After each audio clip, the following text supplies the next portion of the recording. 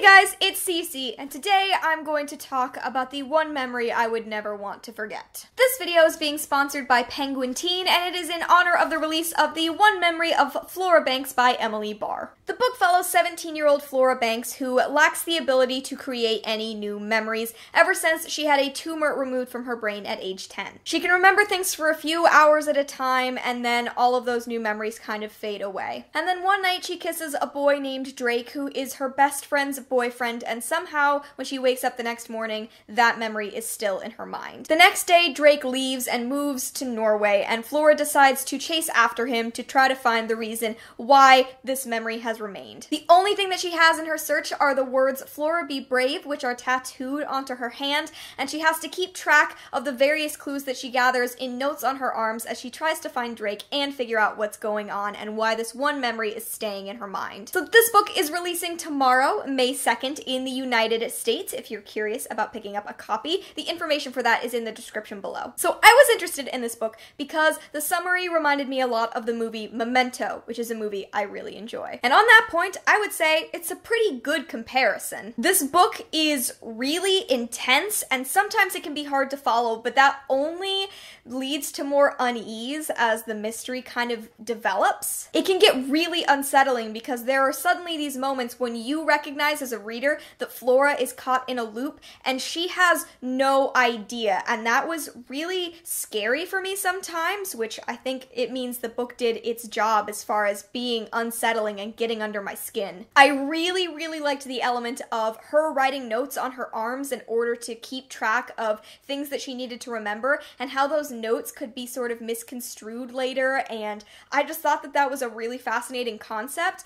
This book is like Memento, but it's sort of like Memento meets 50 First Dates. Like, if there was an in-between point on the line, this is an in-between point between those two movies. The writing is really straightforward where the plot isn't, because sometimes the plot can get really confusing. The main character will suddenly not remember what's happening, and she has to re-cobble together the mystery on a moment's notice. So that can be kind of confusing, but that's why I liked how straightforward the writing is. I think the book needed that balance. In her mind, sometimes Flora is very aware of the fact that the last thing she remembers, she was 10, and that comes across in the writing at times. But I actually really liked that touch, and I thought it worked nicely. So I just want to put it out there that this book isn't the situation of love curing mental illness, because I know that that could potentially be a concern, and it was something that initially concerned me. That's all I'll say because of spoilers, that I know that that's something that a lot of people who watch my channel would be concerned about, so there you go.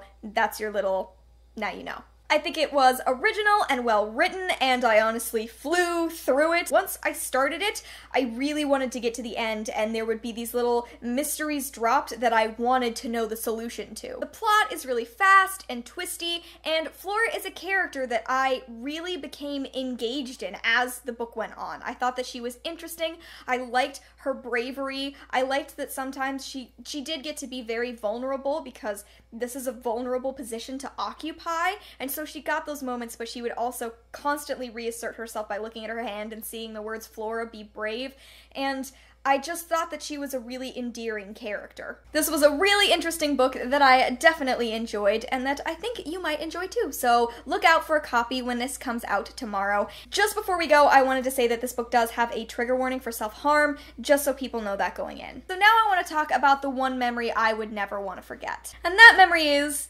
the day that I met my current girlfriend, Janel. I'll tell you the story real fast, just in case you haven't heard it before, although some people have. So I met Janel my second day of orientation at college when I was very first starting out. The night before we'd started and we played a bunch of orientation games where we basically went in this huge circle and everyone just was kind of like, "Hi, this is my name. Hi, this is my name." And it was overwhelming, and I feel like I didn't meet anybody that night because there were just so many people to talk to. But at orientation, my thing was that every day of orientation, I wanted to wear a different t-shirt of a thing that I loved in the hopes that it would make someone come and talk to me and be my friend. So the first night, I was wearing a Supernatural shirt. The second day, I was wearing a Doctor Who shirt, which isn't particularly relevant to the story, but in case you wanted some details. I was sitting in the Commons eating my lunch nervously with no one else really around when Janel walked up to me and said, "Hey, were you wearing a Supernatural shirt last night? I've watched a couple seasons of that show. Can I sit and eat with you? Now, she probably could have come up and said anything to me. We were all panicked. It was our first day of college. Everyone is basically terrified, I would say, their first day. So she could have come up to me and said just about anything, and I would have been like, yes, please eat lunch with me. Please do. But I'm really glad that she did.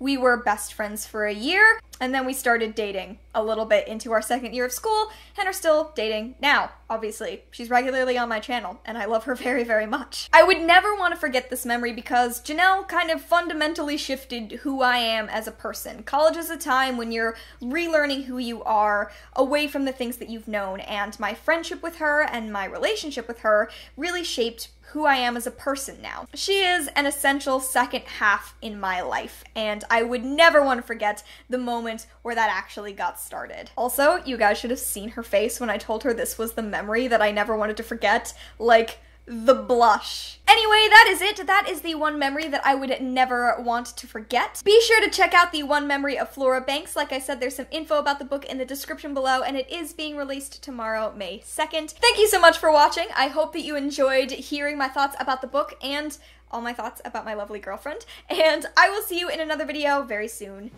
Bye!